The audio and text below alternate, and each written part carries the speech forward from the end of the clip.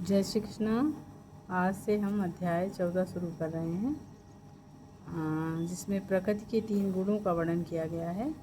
और इसमें श्लोक नंबर 1 से 27 तक पढ़ेंगे, यानी पूरा अध्याय रहेगा। और पढ़ने की शुरुआत करते हैं। परम भूय प्रवक्ष्यामि ज्ञानानां ज्ञानमुत्तमम् यज्ञात्वा मुनया सर्वे परासिद्धिमितो गता। भगवान ने कहा कि अब मैं तुमसे समस्त ज्ञानों में श्रेष्ठ इस परम ज्ञान को पुनः कहूँगा, जिसे जान लेने पर समस्त मुनियों ने परम सिद्धि प्राप्त की है। श्लोक नंबर 2। इदं ज्ञानमुपाश्रित्य मम सार्धमागता सर्गे अपि नोपजायन्ते प्रलये न व्यवस्थन्ति च। इसमें कह रहे हैं भगवान कि उस ज्ञान में स्थिर होकर मनुष्य मेरी जैसी दिव्य प्रकृति को प्राप्त कर सकता है। इस प्रकार स्थित हो जाने पर वह न तो सृष्टि के समय उत्पन्न होता है और न ही प्रलय के समय विचलित होता है। श्लोक नंबर 3। मम योनिर्महर्द ब्रह्मा तस्मिन् गर्भ दधाम्यहं संभव सर्वभूतानां ततो भवति भारत। इस पे कह रहे हैं कि हे भरतपुत्र, ब्रह्मा नामक समग्र भौतिक वस्तु जन्म का स्रोत है। मैं इसी ब्रह्मा को गर्भस्थ करता हूँ और जिससे समस्त जीवों का जन्म संभव होता है। श्लोक नंबर 4। सर्वयोनिषु कौन्तेय मूर्तयः सम्भवन्ति याः तासां ब्रह्मा महद्योनिरं बीजपदपिता। हे कुंती पुत्र, तुम यह समझ लो कि समस्त प्रकार के जीव योनियाँ इस भौतिक प्रकृति में जन्म द्वारा संभव हैं और मैं उनका बीज प्रदाता पिता हूँ।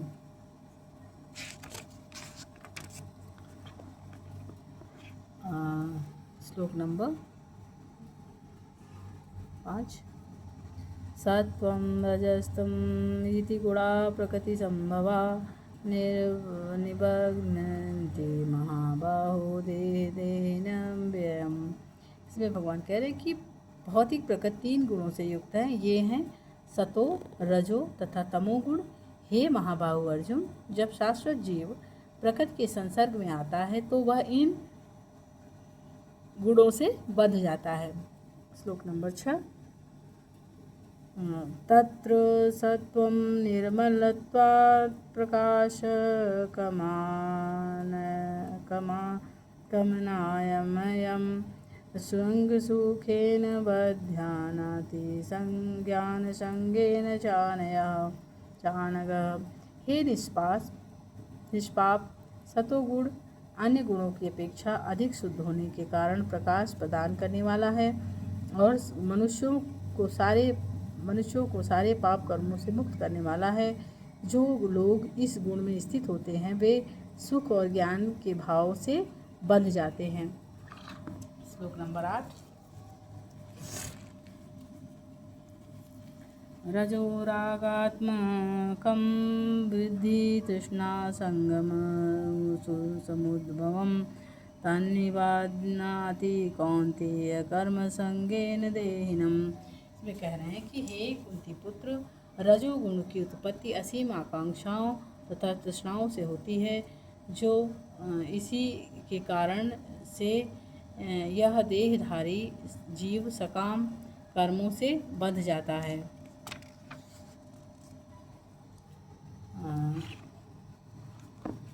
इसमें श्लोक नंबर 8।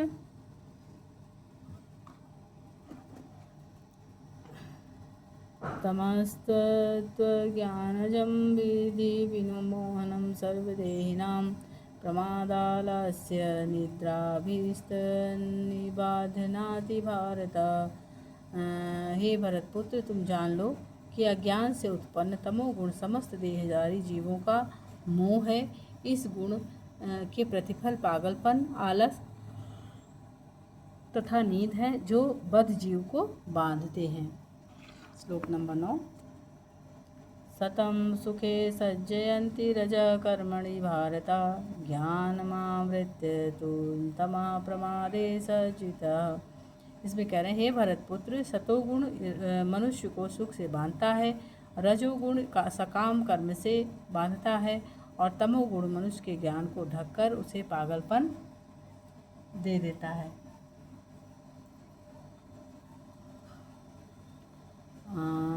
श्लोक नंबर 10।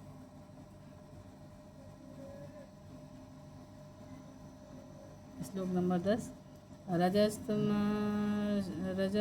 रजस्तमश्चाभिभूय सत्वं भवति भारत, रजः सत्वं तमश्चैव तमः सत्वं रजस्तथा।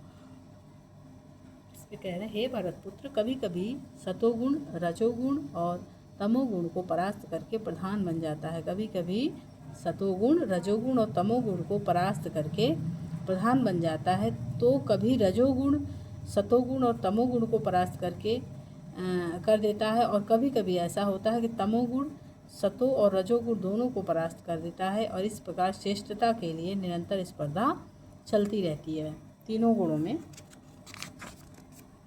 और श्लोक नंबर 11। सर्वद्वारेषु देहे अस्मिन् प्रकाशन उपाजायते ज्ञानं यदा तदा विद्याद्विरुद्धं सत्त्वमित्युक्तः। सतोगुण की अभिव्यक्ति को तभी अनुभव किया जा सकता है जब शरीर के सारे द्वार ज्ञान के प्रकाश से प्रकाशित होते हैं। श्लोक नंबर 12। लोभ प्रवृत्तिरारंभ कर्मणां समः स्पृहा, रजस्येतानि जायन्ते विबद्धे भरतर्षभा। हे भरतवंशियों में प्रमुख, जब रजोगुण की वृद्धि होती है तो अत्यधिक आसक्ति, सकाम कर्म, गहन उद्यम और अनियंत्रित इच्छा एवं लालसा के लक्षण प्रकट होते हैं।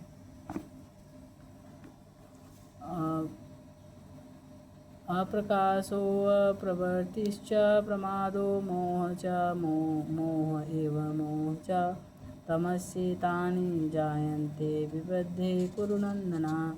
इसमें कह रहे हैं भगवान की जब तमोगुण में वृद्धि हो जाती है तो हे कुरुपुत्र, अंधेरा, जड़ता, प्रमर्तता और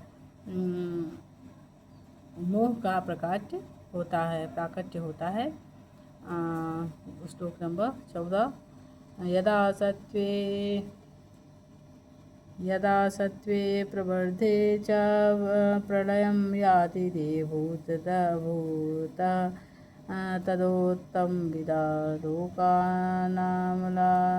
प्रत्यते। जब कोई सतोगुण में मरता है तो उसे महर्षियों के विशुद्ध उच्चतर लोकों की प्राप्ति होती है। श्लोक नंबर 15। रजसि प्रलयं गत्वा कर्मसङ्गीषु जायते तथा प्रलीनमस्ति मसि मूढ़ो योनिषु जायते। जब कोई रजोगुण में मरता है तो वह सकाम कर्मियों के बीच जन्म ग्रहण करता है, और जब कोई तमोगुण में मरता है तो वह पशु योनि में जन्म धारण करता है। श्लोक नंबर 16। कर्मणः सुकृतस्त्याहुः सात्विकं निर्मलं फलं, रजस्तस्तु फलं दुःखं ज्ञानं तमस्फलम। पूर्ण कर्म का फल शुद्ध होता है और सात्विक कहलाता है, लेकिन रजोगुण में संपन्न कर्म का फल दुख होता है, और तमोगुण में किए गए कर्म मूर्खता के प्रतिफलित होते हैं।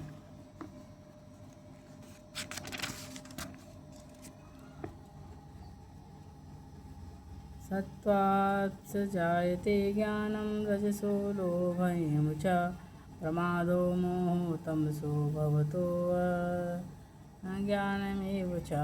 इसमें कह रहे हैं सतोगुण से वास्तविक ज्ञान उत्पन्न होता है, तमोगुण से लोभ उत्पन्न होता है, और रजोगुण से लोभ उत्पन्न होता है, और तमोगुण से अज्ञान और प्रमाद और मोह उत्पन्न होते हैं। श्लोक नंबर 18। ऊर्ध्वगच्छसि गच्छन्ति सतस्तथा मध्ये तिष्ठन्ति राजस्व जगन्यगुणवृद्धिस्थाधो गच्छन्ति तमसा। सतोगुणी व्यक्ति क्रमशः ऊपर उच्च लोकों को जाते हैं, रजोगुणी इसी पृथ्वी लोक में रह जाते हैं, और जो अत्यंत ग्रहित तमोगुण में स्थित हैं वे नीचे नरक लोकों में जाते हैं। श्लोक नंबर 19। नान्यं गुणेभ्यः कर्तारं यदा दृष्टानुपश्यति गुणेभ्यश्च परं वेत्ति मद्भावसोऽधिगच्छति। जब कोई अच्छी तरह से जान लेता है कि समस्त कार्यों में प्रकृति के तीनों गुणों के अतिरिक्त अन्य कोई करता नहीं है, और जब वह परमेश्वर को जान लेता है तो वह इन तीनों गुणों से परे है, तो वह मेरे दिव्य स्वभाव को प्राप्त होता है। श्लोक नंबर 20। गुणानेतानतीत्यद्विन्देहि देव समुद्भवान् जन्म मृत्यु जरा दुख विमुक्तो मृत्युश्रुते। इसमें कह रहे हैं भगवान कि जब देहधारी भौतिक जीव शरीर के संबंध इन तीनों गुणों को लांघने में समर्थ होता है तो वह जन्म मृत्यु बुढ़ापा और उनके कष्टों से मुक्त हो सकता है और इस जीवन में अमृत का भोग कर सकता है। कैली स्त्रीन् गुणानेतानतीतो भवति प्रभो किं चारः कथा चैतान् स्त्री गुणान् निवर्तते। अर्जुन ने पूछा, हे भगवान, जो इन तीनों गुणों से परे है वह किन लक्षणों द्वारा जाना जाता है कि उसका आचरण कैसा है और वह प्रकृति के गुणों को किस प्रकार लांघता है।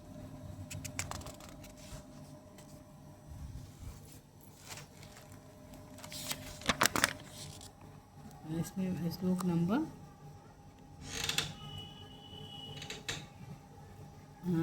22, 23, 24 और 25 एक साथ हैं, तो पढ़ने की कोशिश कर रहे हैं। प्रकाशं च प्रकृति च मोहमेव च पाण्डवा नादेस्ति सम्प्रवृत्तानि नानिवृत्तानि काङ्क्षयति उदासीन वसासीनो गुणैर्यो च विचाल्यते गुणा वर्तन्तीत्येवं तिष्ठति निगते। समदुख समसुख सुख स्वस्थ समलोष्ठास्म कांचना तुल्यप्रिया प्रियो धीरस्तुल्यनिन्दात्मस्तु संसुति मान अपमानयो तुल्योस्तुल्यो मित्ररिपक्षयो सर्वारंभ परित्यागी गुणातीत च उच्यते। इसमें भगवान ने कहा कि हे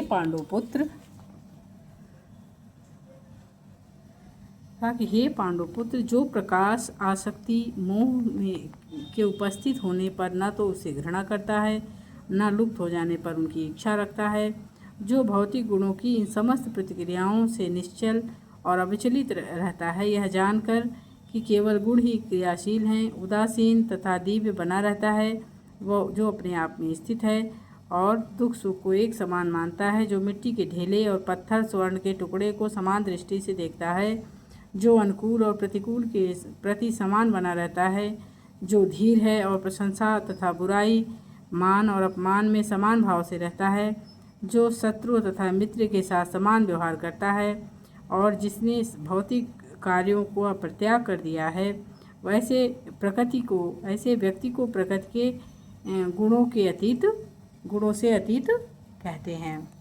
इन गुणों का भगवान ने कई श्लोकों में बताया कि जो इन सबसे परे हो जाता है, यानी दुख सुख और धन संपत्ति में सब में समभाव से रहने वाला जो है वो इस भगवान की तरफ जो है वो भगवान को प्राप्त होता है। और श्लोक नंबर 26। मां च यो च विचारेण भक्ति योगिन सेवते सहगुणान् सम्मति तेता ब्रह्मा भुवाय कल्पते। इसमें कह रहे जो समस्त परिस्थितियों में अविचलित भाव से पूर्ण भक्ति में प्रविष्ट होता है वह तुरंत ही प्रकृति के गुणों को लाग जाता है और इस प्रकार ब्रह्मा के स्तर तक पहुंच जाता है। श्लोक नंबर 27। ब्राह्मणो हि प्रतिष्ठा मृत्युस्याव्ययस्य च शाश्वतस्य च धर्मस्य सुखस्य कान्तिकस्य च। इसमें कह रहे हैं कि मैं ही उस निरंकार ब्रह्मा का आश्रय हूँ जो अमर्त्य, अविनाशी, शाश्वत और परम चरम सुख का स्वाभाविक पद है।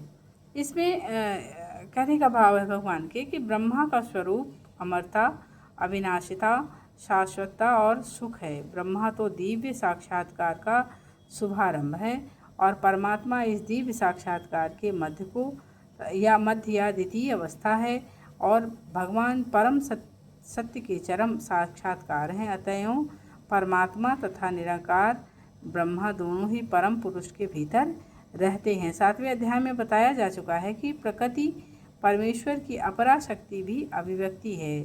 भगवान इस अपरा प्रकृति में परा प्रकृति को गर्भस्थ करते हैं और भौतिक प्रकृति के लिए यह आध्यात्मिक स्पर्श है।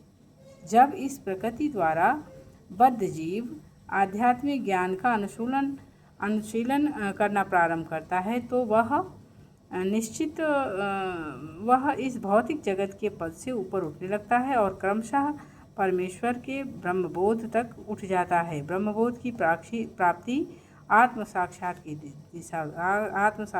की दिशा में प्रथम अवस्था है और इस अवस्था में ब्रह्मबोध व्यक्ति भौतिक पद को पार कर जाता है, लेकिन वह ब्रह्म साक्षात्कार की पूर्णता प्राप्त नहीं कर पाता है। यदि वह चाहे तो इस ब्रह्मपद पर बना रह सकता है और धीरे धीरे परमात्मा के साक्षात्कार को फिर भगवान के साक्षात्कार को प्राप्त हो सकता है। वैदिक साहित्य में इसके बहुत से उदाहरण भरे पड़े हैं। चारों कुमार पहले निराकार ब्रह्म में स्थित थे, लेकिन क्रमशः वे भक्ति पद तक उठ गए और वे व्यक्ति निराकार ब्रह्मपद से ऊपर नहीं उठ पाता है, वह नीचे गिरने का डर बना रहता है उसके। श्रीमद् भागवत में कहा गया है कि भले ही कोई निराकार ब्रह्मा की अवस्था को प्राप्त कर ले, किंतु उसके ऊपर उठे बिना, परम पुरुष के विषय में सूचना प्राप्त किए बिना उसकी बुद्धि विमल नहीं हो पाती। अतएव ब्रह्मपद तक उठने के बाद भी यदि भगवान की भक्ति नहीं हुई,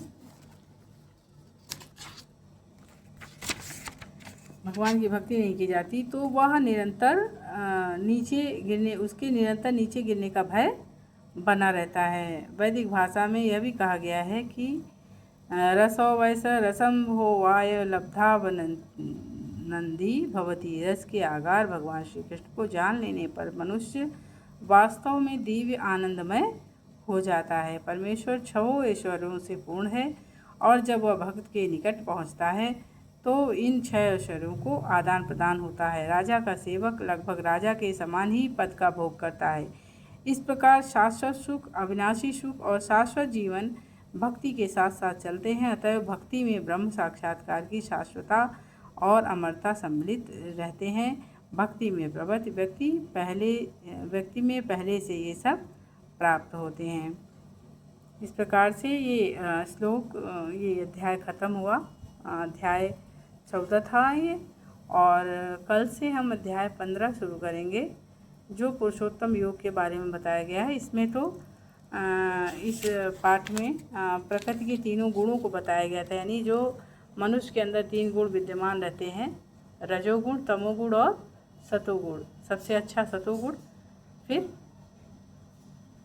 रजोगुण, फिर तमोगुण, और इन्हीं तीनों के आधार पर व्यक्ति का जीवन पूरा निर्धारित रहता है। जीवन जीने का जो तरीका होता है वो इन सब से मिला जुला हुआ होता है। अब हम अपने अंदर कौन से गुण को बढ़ाते हैं ये हमारे ऊपर होता है। भगवान ने उस मार्ग को दिखाया है, हम उसका पालन करें, यही हमारा कर्तव्य है। और उसी के आधार पे हम उस गुण को बढ़ाते हैं जो हमारी प्रवृत्तियों को भी निश्चित करता है। गुण के आधार पे भी हमारी प्रवृत्तियाँ बनती हैं, किस प्रवृत्ति की है वो हमारा गुण निर्धारित करता है। तो इस प्रकार से ये अध्याय समाप्त हुआ। कल से 15 शुरू करेंगे। जय श्री कृष्ण।